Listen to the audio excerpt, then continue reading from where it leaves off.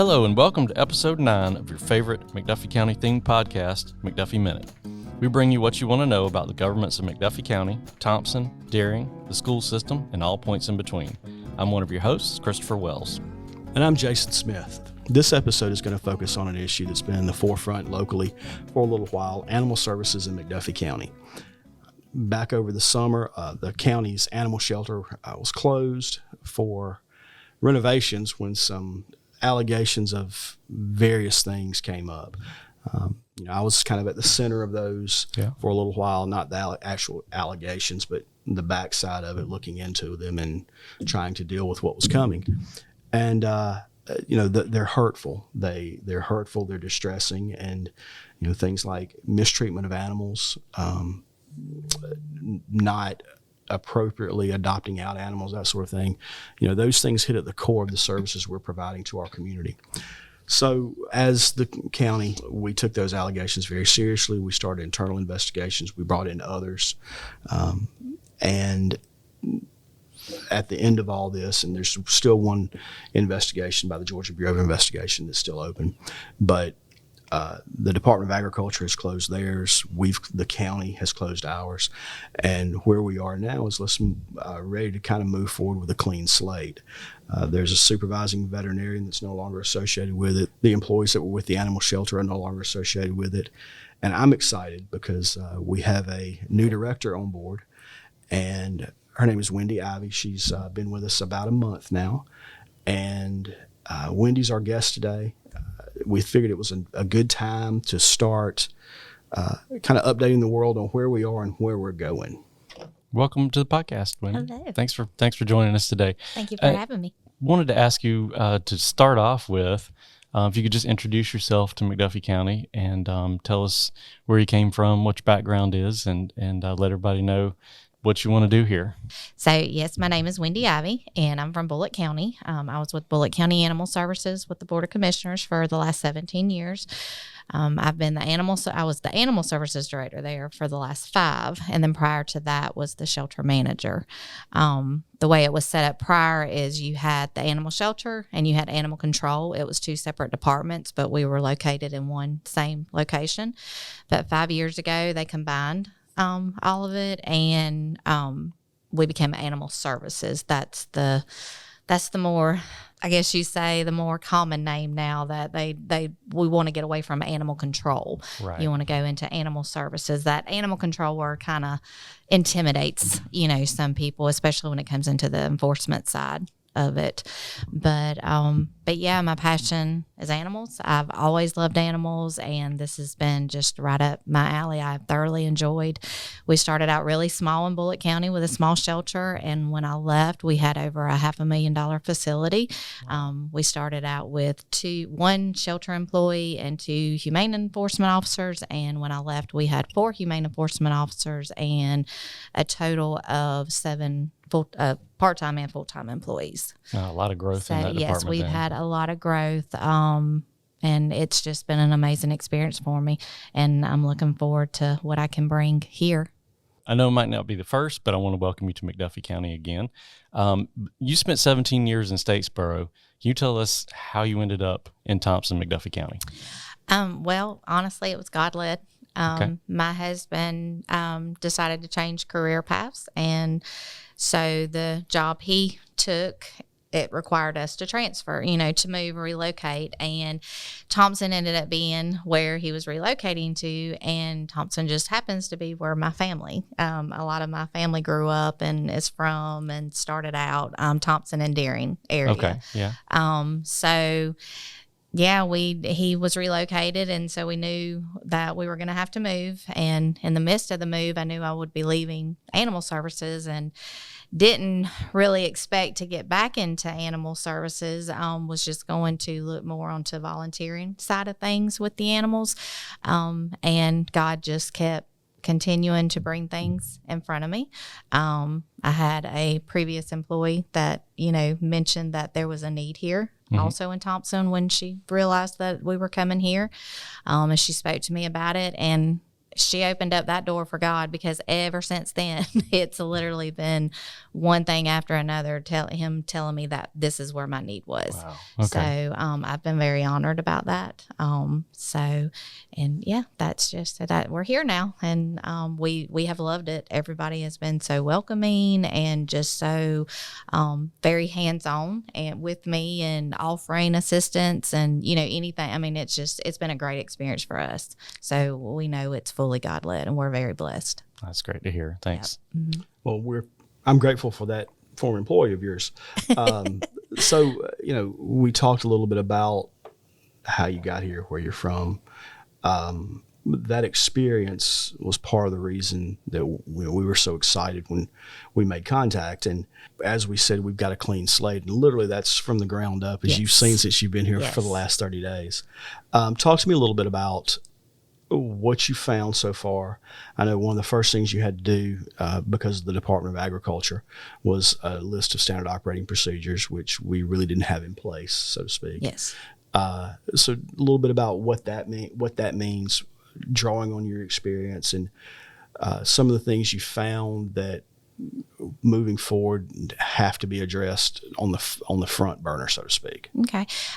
We did have to create standard operating procedures. And that was fairly simple, because the main thing is just getting a direction of where your daily duties need to be, what the requirements are, and all that. So we did that. You got to have a system of record keeping. You've got to be able to show what's coming in, what's going out. And that's really was the main thing that was needed on that aspect of the standard operating procedures. So we got those done. Those have been submitted and accepted and everything. And now we're moving forward with where we can go to now, how we can better it. Definitely, we've got to get the remodeling done of the facility. There was things that, just had to be done, and that still has to be done. Mm-hmm. So we'll be doing that. There's a lot of different directions I'm wanting to take and bring in, the experience I'm wanting to bring in, especially on the humane enforcement side of things. We need to focus a lot on the animal welfare within the city and county, instead of just the fact of we have homeless pets and strays needing to be homed. It starts with the pet owners. And the responsibility needs to be, definitely placed back on them, to be more maybe educated on how to, take care of their animals properly, the spaying and neutering to help with the overpopulation. And then of course, just the overall animal health of properly caring for your animal. And if you're not doing that in the right way, the way you're supposed to, then there needs to be enforcement, on that. Sure. So I've really been looking forward to meeting with the sheriff's office and the police department, Thompson Police Department, and getting better procedures. So you've been here about a month now, getting into some of the specifics about what needs to be done out there at the shelter, which for people who don't know is just off White Oak Road behind the county school system cannery. Yes, that is correct. The cannery has nothing to do with the animals there. You've had a chance to get in the building, yes, and see some of the things that are needed. When we closed for renovations, one of those renovations was the flooring. We'd gotten a grant for that, and that's been completed. And we knew that also there were some ceiling tiles and some painting and that sort of thing. But we were also kind of waiting on some of that until the director started to get your expert opinion on what's needed and how to best use that space. So beyond the painting and ceiling tiles and those sort of things, what else are you seeing is needed for that building? Space itself. Definitely need more space. We need separations for isolation, sickly, behavioral issue animals versus your adoptable, healthy animals. There definitely needs to be a separation there. So there's that battle that I'm trying to figure out with the limited space that we have currently. So where I think before was a puppy holding and a cat holding, we're going to kind of reverse those, change those up a little bit. Air filtration is a must throughout the whole facility, not just in one direct room, but so we're focusing on getting that fixed and adding more to it. better little drainage system that we're going to work on within the dog kennels itself, the areas. Definitely, we need to implement play areas for the animals to be able to get out of the cages every day and exercise. That is a definite must. So we need play areas outside as well as the play areas inside for our cats and, other smaller animals that don't necessarily need to go out. Especially if they are being medicated, if they're being treated for anything. We want to keep them in a more quarantined area, but they also need that space to be able to exercise and get out too and have some fresh air. So space, air filtration is the biggest thing right now. Just making sure that everybody stays healthy, everybody stays safe, and be adoptable. That's our goal. That's the only reason you want the animal to leave the shelter is being adopted. So that is the ultimate goal, to provide what we need to make that happen. So going off a little bit of a tangent on that, I know from my experience with this, in my past life as a newspaper guy, we used to do Pet of the Week in the newspaper. And we'd gotten away from that. And since those ancient times when I was in newspapers, social media has developed. Talk a little bit about how you plan to, you and I have talked about the local first adoption process and partnering with rescues, but really trying to focus on getting these forever homes here with people. And then, if we need to go to these rescues, that's the plan. How do you plan to reach and build that public education on the adoption side of things? What are some of your thoughts there? Definitely social media. That's the biggest impact. Facebook is one of your biggest ones. Right before I left, we had implemented TikTok. The employees would do videos and add the music and the fun stuff with it. So definitely Facebook, TikTok, Instagram, still definitely open to the newspaper Pet of the Week thing. I think that would be awesome for that to be provided. Just sharing. You want to, you want to have a Facebook page, but you also want to make sure that everybody is sharing it and being involved, the community's involved. So that's one of our biggest things on the outreach aspect of things. You want to have local adoptions. You want, because your rescues are full. They're slammed. Just like the shelters are. They are just as slammed. So you don't want to depend on the rescues to be the ones to get the animals out. You want to depend on your community that, they're looking for, forever pets and to rehome them. So it starts with your community, and social media is the best with that, putting it out there. Events, I think, were awesome. We have we would do events with Tractor Supply in Statesboro, maybe once a year, or once a year we would have Clear the Shelter events, and that's where you could come in and your adoption fee was already paid. So those are, great, definitely things that I want to implement and bring here, as we can. I want the employees involved with the social media aspect of things on a daily level, not just once a week or, every other day. It needs to be a daily update. Pushing those little furry faces out all the time. Yes. Yep. Makes sense. Yep. So we talked about, the plans to renovate what you've got, some of those challenges there. Talked about plans to focus more on local volunteers, local adopters, get more of these furry faces out and that sort of thing. Probably the question that everybody's got on their mind is the shelter's been closed for, let's say, 9 months now. Do we have any kind of idea when we're going to be open now?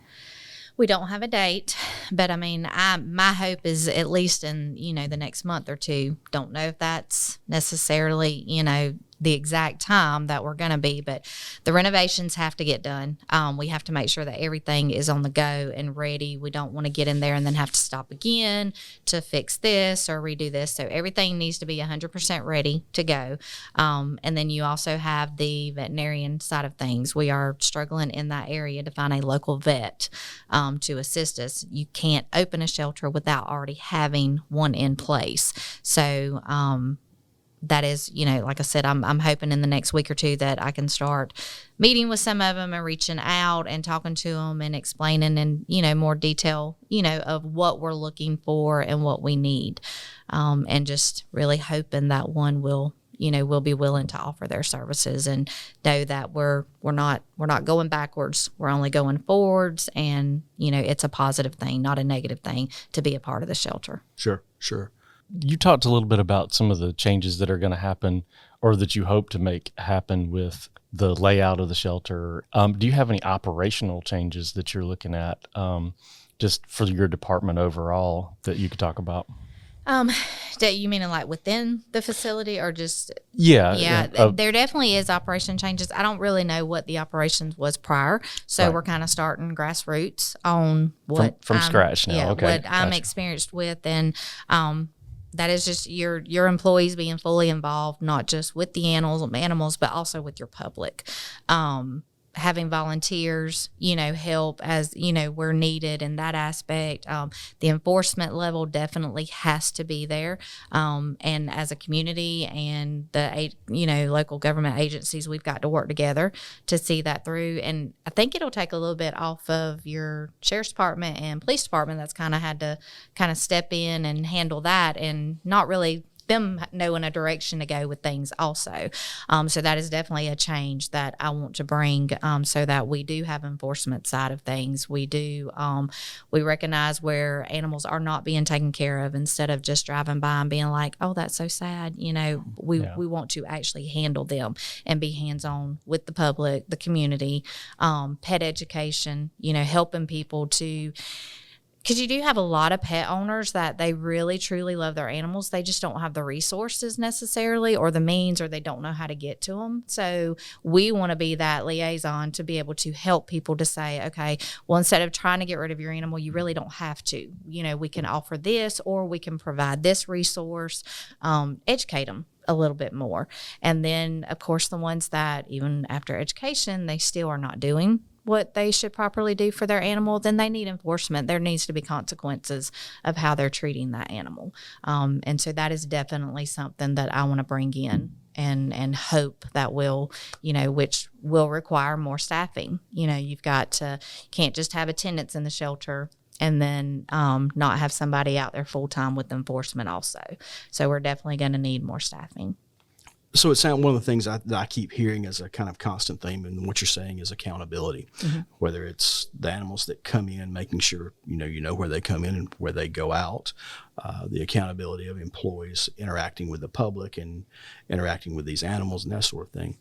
At the same time, I know one of your tenets of what you want to do is being transparent. Yes. Bringing a transparent nature to that shelter, open to everyone, that sort of thing.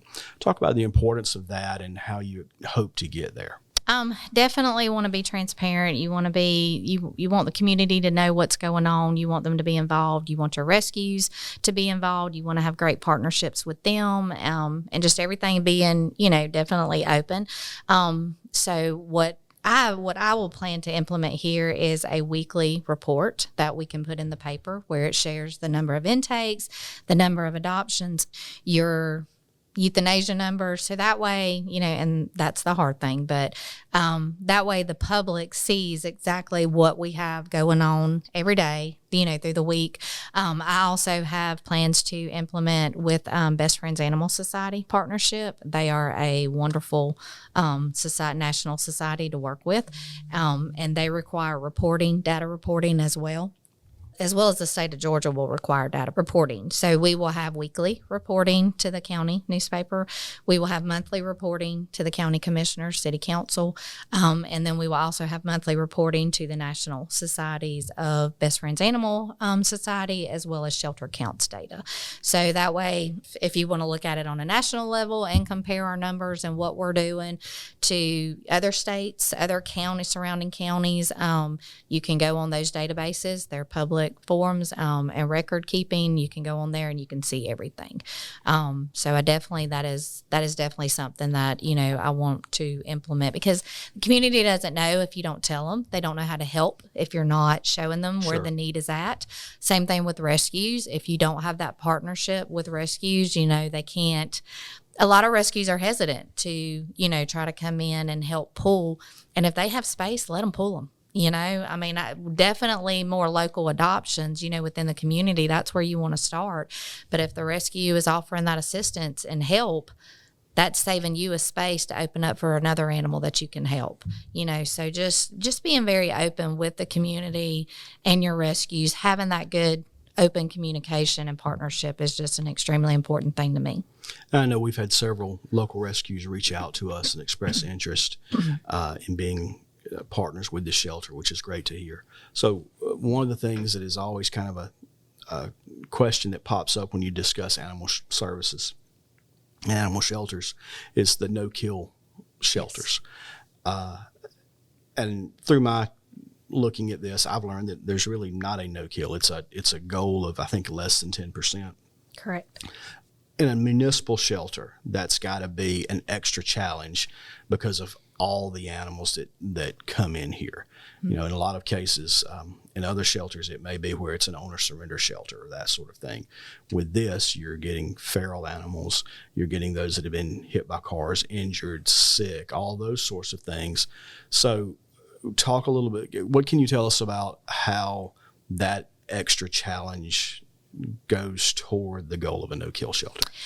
Well, with what I've learned in the past, it is very hard for a shelter to reach a no-kill status. No-kill is 90% live outcome. That is when you are classified as a no-kill, and you can help reach those goals with Best Friends Animal Society. They are absolutely wonderful with helping those with grants, coming in and giving best practices, advice, and that kind of thing. So we're definitely going to go, we'll be reaching out for that route with that partnership. With no-kill, you have got to, there's programs you've got to have in place to help reach them. County I come from, we implemented a TNR program within the county. We did a pilot program. That decreased our euthanasia numbers drastically. Now, what is TNR? TNR is your trap, neuter, and release. Okay. With feral cats, your feral population. And that's usually your biggest issue with your cat population is the feral one. So you've got to start, euthanizing them does not fix it. All they're doing is still reproducing, and so that's not the answer. So being able to implement programs such as that, again, going back to the rescue partnerships, when you do have animals that they're not suffering, they just there's treatment that they need, but the municipal shelters, they can't offer that treatment, or it's limited to the amount of treatment they can give. That's where you turn to your rescue partners, and we need help with this. Instead of that animal being euthanized for something as simple as, coccidia treatment, severe hookworms, an injury that doesn't require, amputation or, extensive surgery. That's where you reach out and you hope that they can assist. That's another thing that Best Friends Animal Society offers, that they give grants for specifically medical treatment of certain animals, sizes, and breeds to help you reach that goal so that you can treat them yourself and don't have to always depend on the rescues. So again, it just goes back to it's a whole community effort. And if you can show that, listen, this community, really, this county, this city, this is the number, this is what we want. Best Friends Animal Society they come in, scoop in. The Rachel Ray Foundation offers a lot of the grants through them, and it's just amazing. Million Cat Challenge. It's partnerships like that just do wonderful work. And I was a skeptic at first prior, Sure. Even with art in the county, I was like, yeah, I just don't see that happening. But they have totally proved me wrong. Like, they've turned my way of thinking completely around because I have seen it and I've witnessed it, and it works. So it's just goes back to having those partnerships. It can be met. When I left Bullitt County, our live outcome rate for dogs was 92%. Our live outcome rate for cats was 76%, and that was because we dealt with a lot of sickly kittens. Sure. And that comes from your feral populations, Right. So we had to deal with that. But our Rachel Ray grants would assist greatly, so our numbers were steadily going up.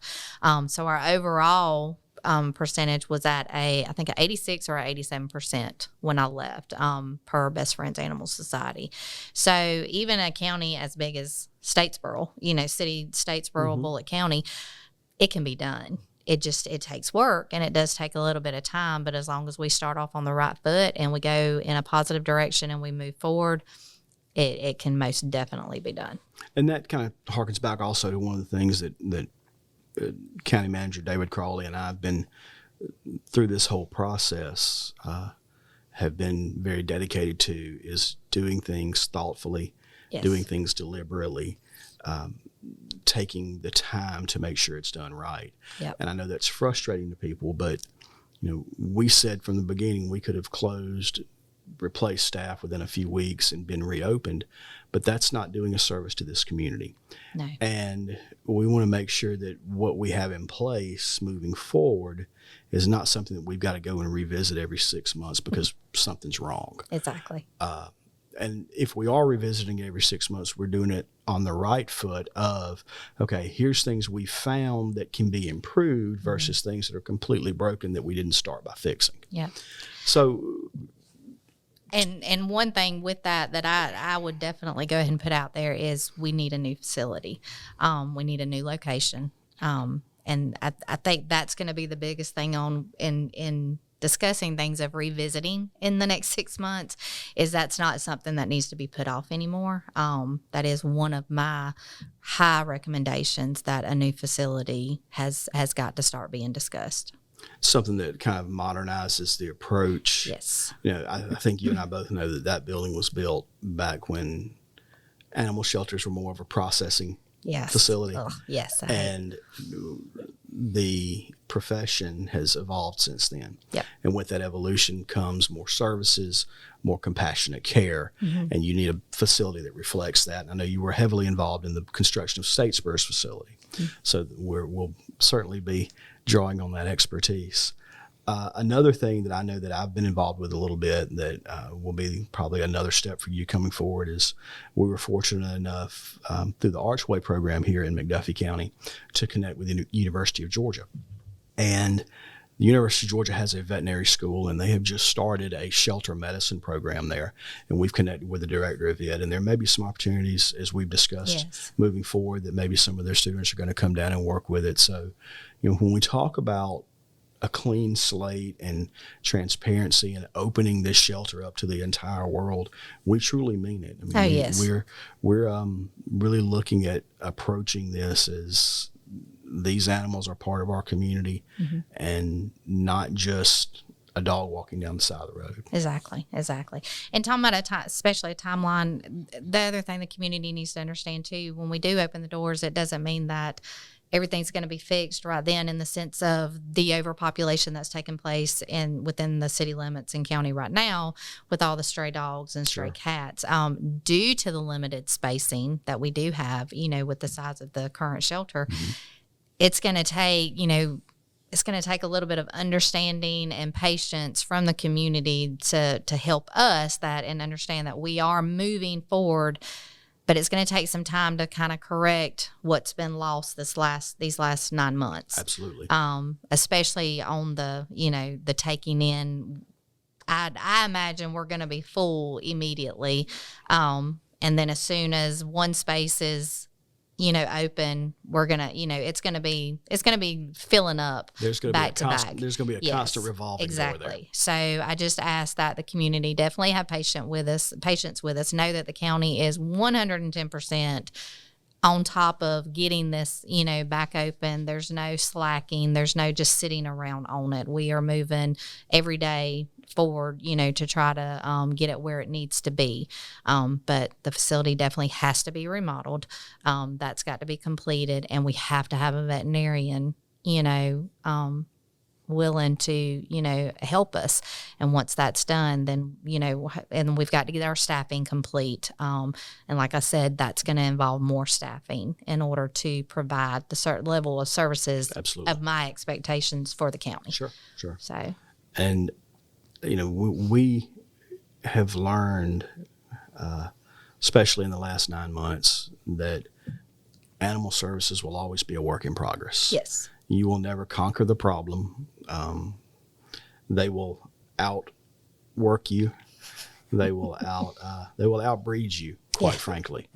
And our goal, the shelter goal, is just to make sure that those that do come in contact with us and that we do have interaction with are taken care of the best that we can, and that we provide them the best opportunity to thrive that we can. Yeah, most definitely.